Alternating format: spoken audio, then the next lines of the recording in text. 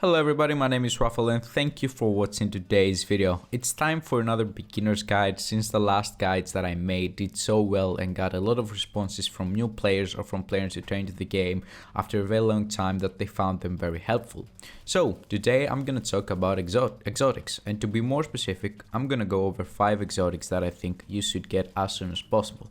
With that being said, it doesn't mean that these exotics are the best, but that they bring a lot to a build, and since new players probably won't have every piece of their build, maxed out, having an exotic helping you could make a lot of difference. Also, before we start, I would like to point out that what I'm about to say is just my personal opinion. Other people might not like these exotics or prefer different ones. And at the end of the day, as I said, this is just my opinion, and I think that if you use these exotics, if you get them as soon as possible and you implement them to your build, I think that they will make a big difference. For every exotic that I mention, I will also let you know why I chose it and how you can get it. Keep in mind that I will not be mentioning exotic classes as a way to farm exotics, simply because I don't need that needs to be said. So we're gonna start with a Memento backpack. First of all, it has 3 core attributes: weapon damage, armor, and 1 skill tier. What makes this exotic so good it's that it has 2 buffs. Every time you kill an enemy, you get a trophy to drop. When you pick that up, it gives you 2 buffs. The first buff is a short time buff, which gives you plus 5 weapon damage, plus 5% weapon damage, plus 10% bonus armor, and 5% skill efficiency. But what makes a short-term buff even better is that those stats I just mentioned scale with how many core attributes you have. So let's say you have 3 red core attributes, 3 blue attributes, and 2 yellow attributes.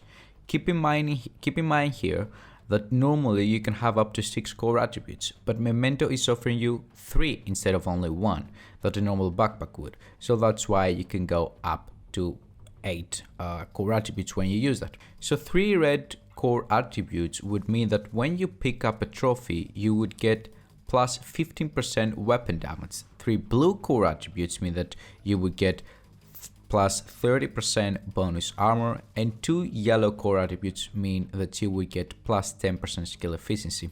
The buff that we just talked about lasts for 10 seconds, and that's the short-term buff. The long-term buff has a maximum of 30 stacks, and each stack is gained by picking up a trophy, so you don't need to do anything different than what you did before. For every trophy collected, you get plus 1 weapon damage, plus 1 skill efficiency, and 0.1% armor regeneration. The duration of the long-term buff is 5 minutes, and every time you pick up a trophy, you refresh it.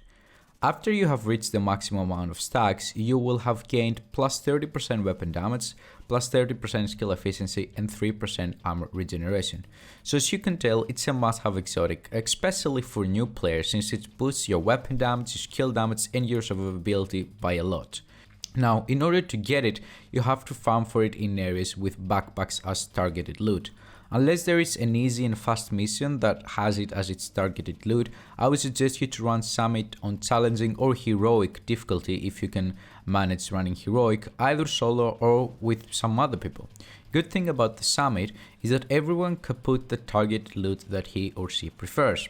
Moving on to exotic number 2. Lady Death is another exotic that gives you a pretty good weapon damage boost and could make weaker builds perform much better if you use it. It also goes very good with the Memento backpack together in the same build. As you can see, that's the build that I'm using in the background. I have Memento and I have Lady Death.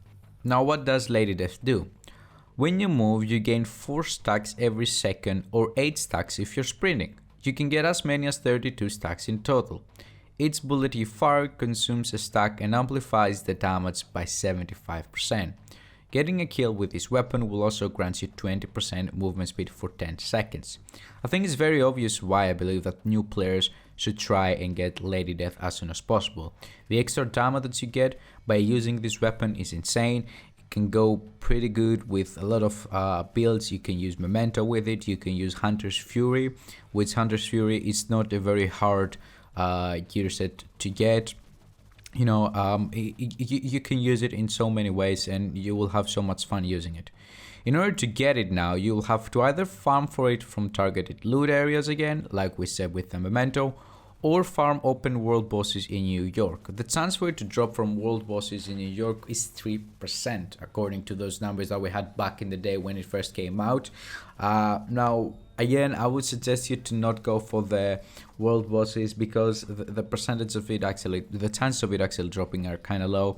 And you know, with the whole like respawn time that they have, and in order to go from one boss to another, that might take some time. So I think that going into the summit again, or into a mission that has targeted loot SMGs, it's gonna be more efficient and you're gonna get it faster. Moving on to the exotic number 3, we have Capacitor. Capacitor is a great weapon for skill builds, but it can also do some serious weapon damage. Shooting enemies builds a stack to a cap of 40. Each stack grants 1.5% skill damage. 5 seconds after you have stopped shooting, stacks start to decay 1 per second. Capacitor also gains 7.5% weapon damage for its skill. It also comes with a core attribute of damage to armor and another attribute of damage to health, which helps a lot with, you know, the damage it does when you shoot to enemies. So by using this weapon on a skill build or in a hybrid build, you will benefit so much more than you would have if you were using any other weapon. The reason for that is very simple. Because of the talent, you get 60% extra skill damage. And because of the 7.5% weapon damage that you get from its like skill tier, it's like having 3 red core attributes. So when you're using this weapon in a skilled build, the weapon damage that it offers is not as low as it would be if you were using other weapons. It's an amazing weapon that can really change an entire build. In order to get it, you will have to complete 5 challenges in Summit. At any given time, only 2 challenges can be active in Summit, so you activate 2, start doing them, and as soon as you complete one of them, you activate another one, and you keep going until you get all 5 done. It's pretty easy to get, so don't worry about it, and it's probably the easiest exotic to get. It's actually surprising how easy it is to get, like if you compare to how much it actually offers to your builds. Exotic number 4, we have the Waveform. Waveform is a holster designed to help skill builds. It offers +1 skill tier, skill damage, and skill haste. It also regenerates a stack of 3% skill damage on one of your skills every second and caps at 10 stacks. After 10 seconds at the cap, the stack transfers to your other skill and process repeats forever. So let's say you're using the assault drone and the assault turret, and Waveform is building up stacks for your assault drone. As soon as it reaches full stacks, as soon as it reaches the 10 stacks, it gives your assault drone a 30% extra skill damage. And after 10 seconds that you are at the max of your stacks, it moves on to the assault turret, and this process repeats forever. As you can tell, it's a pretty good holster that offers an extra 30% skill damage. It boosts both of your skills, but not at the same time. It just rotates between them. Best way to get it now, it would be again to farm for targeted loot areas. No advice there, pretty much to see where you can farm holsters. If you can farm holsters in a pretty simple and fast mission, then keep on spamming that mission for the day. If holsters are in an area or whatever that you don't like, you don't want to do, just go into Summit, put on holsters as the targeted loot, and get started. Now for the last exotic of the video, I really had a hard time choosing which one to go with. Bullet King is one of my favorite exotics, and I was actually thinking about it, but you know, it doesn't offer that much. It's just like, you know, never stop shooting. It's great, but I don't think that it's that great to mention right now in the video. Then we have Scorpio, which is an amazing shotgun and has so many uses, but I want to make a completely separate video for Scorpio because there's so many uses to that weapon. I think it deserves its own video.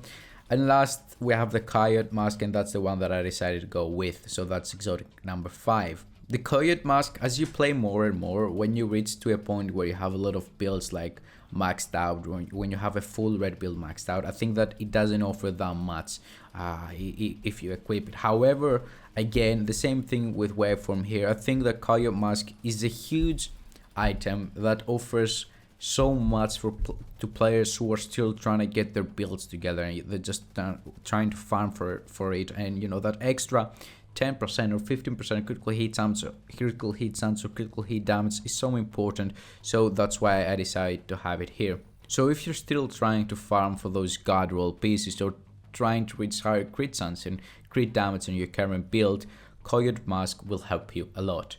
You and your allies gain a bonus based on the distance of the last enemy you hit. 0 to 15 meters you get 25% crit damage. 15 to 25 meters you get 10% crit damage and 10% crit chance.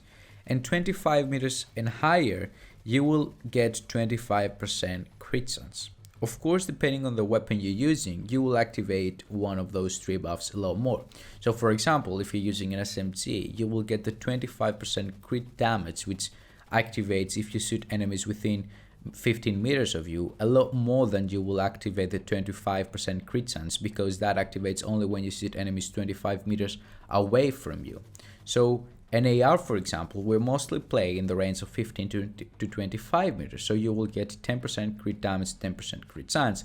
So you can remember in the back of your mind that, you know, I'm playing with an SMG right now, so I need to be in as close to the enemy as possible, because I want to activate the 25% crit damage buffs, and that only will happen if I'm playing within 50 meters of the enemies. So, you know, you're gonna try to stay as close to the enemies as possible. At the end of the day, it's a nice exotic which offers a small but very welcome damage boost.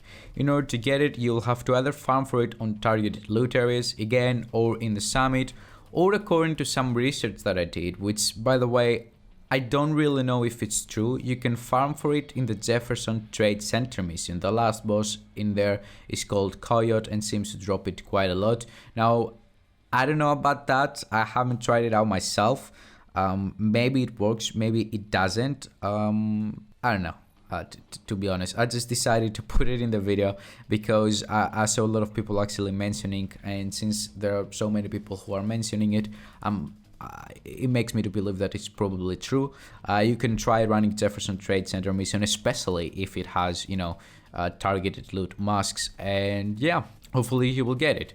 So that was it pretty much. Those are the 5 exotics that if I started today with a brand new character and I was level 40 and I decided to start farming for exotics, those are the 5 exotics that I would try to get as soon as possible, simply because I think that when you don't have the best gear you can get, and you know, you're trying to go from challenging difficulty to heroic, or you're in heroic difficulty but you're struggling a lot, I think that those 5 exotics actually offer more help, more buffs. They're more beneficial using them than any other exotics. That doesn't mean that other exotics aren't great, or that doesn't mean that these are the best 5 exotics that you should use. It just means that at that stage where you are, I think that those 5 exotics will help you out the most. So yeah, thank you very much for watching. If you found the video helpful, please make sure to drop a like and subscribe for more. Leave a comment down below letting me know what do you think I should cover next when it comes to the beginner's guide series that I have here on my channel. And yeah, have a wonderful day. Bye bye.